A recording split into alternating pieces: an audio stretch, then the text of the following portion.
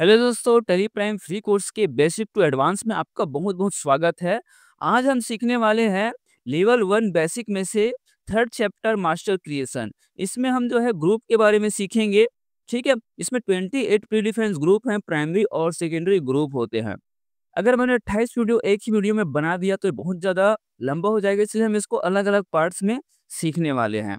तो अगर आपने हमारे पुराने वीडियोस नहीं देखे हुए हैं तो नीचे डिस्क्रिप्शन बॉक्स में उसका प्लेलिस्ट मिल जाएगा। आप देख सकते हो, introduction to Tally Prime, basic navigation, ये सारा चीज़ आप देख सकते हो। तो हेलो दोस्तों, मेरा नाम है नागेश विश्वकर्मा और आप देख रहे हैं नागेश एजुकेटर चैनल। आपसे इतनी गुजारिश, वीडियो शुरू करने से पहले हमारे चैनल को सब्सक्राइब कर लेना, नोटिफिकेशन का बिल जरूर ऑन करना और इस वीडियो को लाइक जरूर कर देना। चलिए वीडियो को शुरू करते हैं। तो यहाँ पे सबसे पहले हम देखते हैं कि ये टेली प्राइम का pre defined group. Pre defined group का मतलब होता है टेली में पहले से बने बुनाए हुए ग्रुप को हम प्री डिफाइंड ग्रुप बोलते हैं। ठीक है, ग्रुप क्या होता है? एक जैसे खातों के समूह को हम ना ग्रुप बोलते हैं। ठीक है, हमारे पास बहुत सारे अकाउंट्स होते हैं, यानी कि लेजर होते हैं, उनको एक ग्रुपिंग करना होता है। हमको उस ग्रुप से ही जो है उस लेजर की पहचान होती है कि लायबिलिटी है, कि इनकम है, एसेट है, एक्सपेंस है, कैपिटल है, ड्राइंग है, ये क्या चीज़ है ना। तो हम ये ग्रुप काम में आते हैं। तो ये प्रकार से आप देख सकते हो यहाँ पे कैपिटल और बहुत प्रकार के 28 प्रकार के ग्रुप आप देख सकते हो। उसके बाद यहाँ पे आप देख सकते हो प्राइमरी ग्रुप और सेकेंडरी ग्रुप दिया हुआ है। कैपिटल अकाउंट ये प्राइमरी ग्रुप है और उसका रिजर्व सरप्लस रिटेन अर्निंग जो है सेकेंडरी ग्रुप होता है। लोन्स लायबिलिटी है जिसमें bank OD, secured, unsecured. Current liabilities में आप देख सकते हो duties and taxes, sundry creditor और प्रोविजंस है। करंट एसेट्स में आप देख सकते हो bank account, cash in hand, deposit, loans, advances, stock in hand, sundry debtors. ये ग्रुप है, आप स्क्रीनशॉट ले सकते हो और इसका जो पीडीएफ मैं जो है आपको प्रोवाइड ज़रूर करूँगा। डिस्क्रिप्शन बॉक्स से आप लोग डाउनलोड कर लेना और नोट्स ज़रूर आप लोग इसको तैयार करिएगा, तभी आपको जल्दी से जो है अकाउंटिंग समझ में आएगा। तो सीधे हम यहाँ पे बात करते हैं पहले ग्रुप का। यहाँ पे लिखा है कैपिटल अकाउंट्स लिखा हुआ है। अब देखते हैं कि भाई ये कैपिटल अकाउंट्स होते क्या है, ठीक है? किसको हम बोलते हैं? तो देखो यहाँ पे लिखा है, यह खाता मालिक द्वारा व्यापार में डाली गई पूँजी और निवेश को दर्शाता है। इसे देखकर पता चलता है कि व्यापार में मालिक का कितना योगदान है। मतलब अगर कोई व्यक्ति एक धन से जो है व्यापार शुरू करता है तो हम उसको कैपिटल बोलते हैं। कैपिटल का अर्थ क्या होता है? पूंजी। अकाउंट्स मतलब खाता, पूंजी खाता। तो पूंजी जो डाली गई होती है ना, उसको हमें कैपिटल अकाउंट्स के भीतर रखना पड़ता है। समझ में आया? इससे क्या होता है, व्यवसाय में कितना कैपिटल है इसको देख के हम पता लगा सकते हैं ना। तो ऑनर ने अगर पैसा इन्वेस्ट किया हुआ है अपने व्यवसाय में तो उसको हम कैपिटल बोलते हैं। तो बात आती है कि भाई इसमें लीजर्स क्या बनाएंगे, तो हम यहाँ पे ऑनर्स का कैपिटल अकाउंट बनाएंगे या पार्टनर्स का कैपिटल अकाउंट बनाएंगे, या इसी में हम साथ ही साथ ना ड्राइंग्स भी बनाते हैं। ध्यान रखिएगा ना, ड्राइंग्स भी इसी में बनता है। ड्राइंग्स मैंने आपको पहले ही समझा दिया, कैपिटल मैंने आपको पहले ही समझा दिया है कि क्या होता है। अगर आप वो वीडियोस नहीं देखे हो तो अकाउंटिंग टर्मिनोलॉजी का वीडियो देख लीजिए, डिस्क्रिप्शन बॉक्स में लिंक है उसका, है ना। उसके बाद हम यहाँ पे सेकंड चीज बात करते हैं। सेकंड ग्रुप यहाँ पे आपको दिख रहा होगा, रिजर्व्स एंड सरप्लस करके लिखा है। अब ये क्या होता है? रिजर्व मतलब उस पैसे को संचय करके रखना है ना, एकत्रित करके रखना किसी खास उद्देश्य के लिए।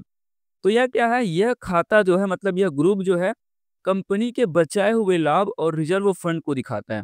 अगर कंपनी को कोई प्रॉफिट हुई है, ठीक है, तो वो प्रॉफिट से कुछ पैसा बचा लेता है।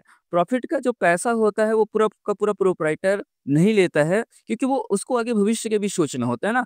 तो इसे भविष्य में व्यापार विस्तार या आकस्मिक जरूरतों के लिए रखा जाता है, जैसे जनरल रिजर्व, सामान्य रिजर्व के लिए, ताकि उस पैसे को कहीं भी उपयोग कर पाएँ। रिटेन अर्निंग हो गया या वर्कमैन कंपनसेशन रिजर्व, यहाँ आपको दिख रहा होगा, डब्ल्यूसीआर इसको बोलते हैं। भई अगर हमारी कंपनी है, इसमें मज़दूर काम कर रहे हैं, वर्कर काम कर रहे हैं, अगर दुर्घटना स्थल में जो है अगर कोई हादसा हो गया, काम जहाँ पे कर रहे हैं, तो भई अचानक से पैसा आएगा कहाँ से व्यवसाय के पास? तो यहाँ पे प्रोप्राइटर क्या सोचता है कि भई मेरा बिज़नेस, अगर मैंने 1 साल व्यवसाय किया है, मेरे पास अगर प्रॉफ़िट है, तो उस प्रॉफ़िट को मैं पूरा नहीं लूँगा, उसमें से कुछ पैसा मैं रिज़र्व के तौर पे जमा कर दूँगा, ताकि कल के डेट में अगर कोई अनहोनी हो गई, तो उसी जो है प्रॉफ़िट का जो पैसा जो मैं बचा के रखा हूँ, उसको मैं वहाँ से एडजस्ट कर पाऊँ, दे पाऊँ लोगों को। ठीक है? आया समझ में कि ये क्या होता है?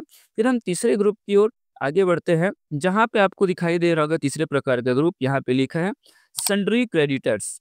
अब भई ये सन्ड्री क्रेडिटर्स मतलब क्या होते हैं? सन्ड्री मतलब होता है विविध और क्रेडिटर्स का मतलब होता है लेनदार। अब ये किसको बोलते हैं?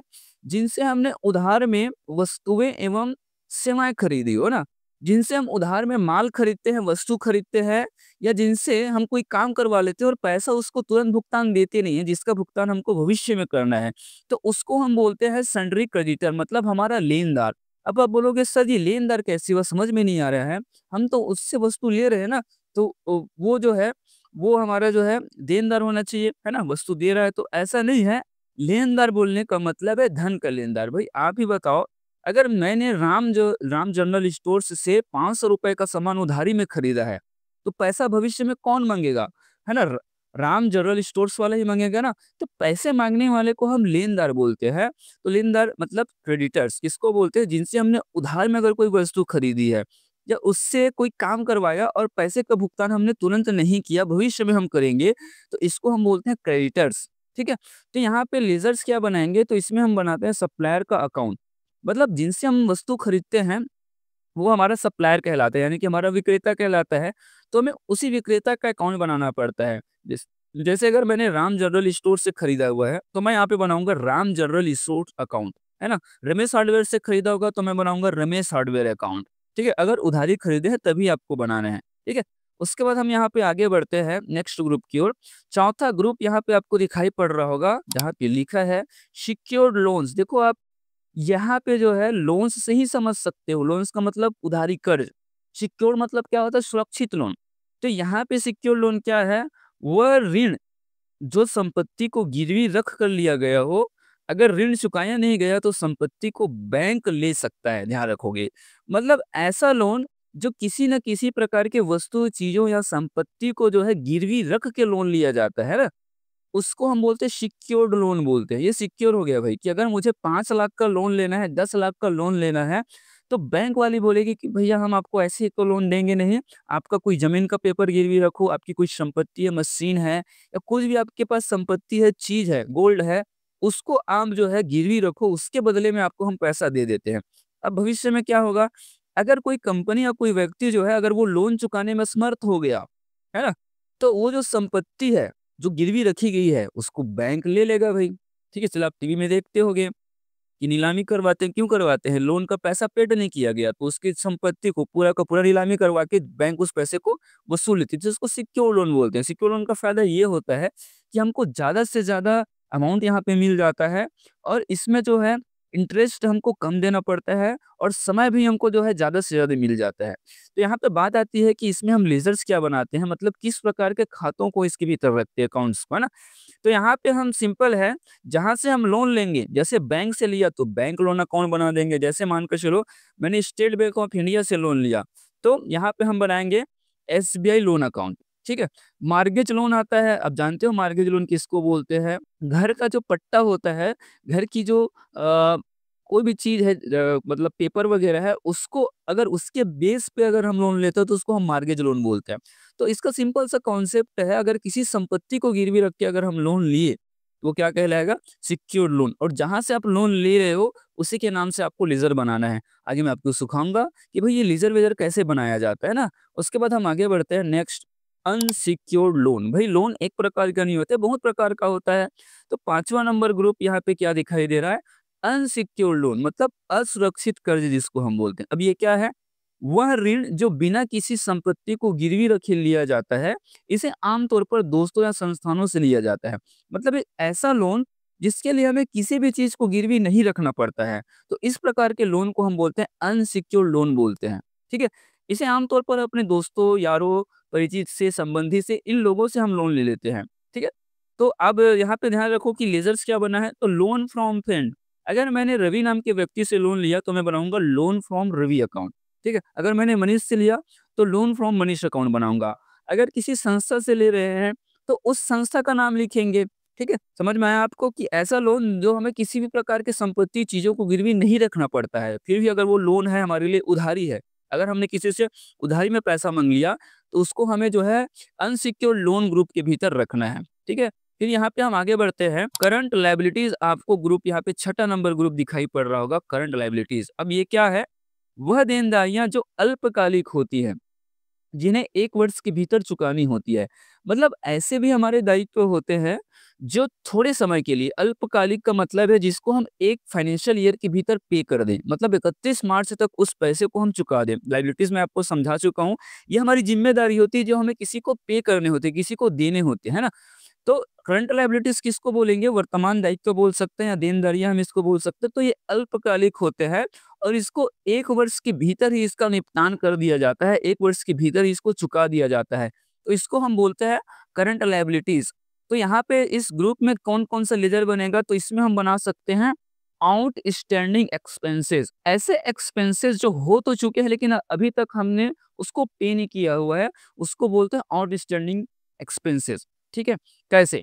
अगर मार्च माह जो है हमारा जो है क्लोजिंग का मंथ होता है, 31 मार्च आप जानते हो फाइनेंशियल ईयर का अंतिम वहाँ पे माह होता है। तो मार्च माह जो है, अगर मैंने मार्च माह का जो दुकान यूज़ किया, मान के चलो मैं किराए में दुकान चलाता हूँ, तो मैंने मार्च माह दुकान का उपयोग किया लेकिन मैं पैसे कब पे करूँगा? अप्रैल में पे करूँगा। ठीक है? तो इसमें क्या करना पड़ता है कि मार्च माह का खर्च है ना, मार्च माह मैंने जो है उसको उपयोग किया दुकान को, तो मुझे मार्च माह का ही उसको खर्च जोड़ना पड़ेगा। लेकिन अकाउंटिंग क्या बोलती है, मतलब हम पैसा कब पे करेंगे? अप्रैल में। तो अप्रैल में जब पे करेंगे मतलब अगले फाइनेंशियल ईयर में चले जाएँगे ना भई, तो उसमें हम उसको पैसे को पे करेंगे लेकिन खर्च तो इसी का है ना, इसी वर्ष का है। तो उसको हम बोलते हैं आउटस्टैंडिंग एक्सपेंसेस। ये आपको समझ में नहीं आ रहा होगा।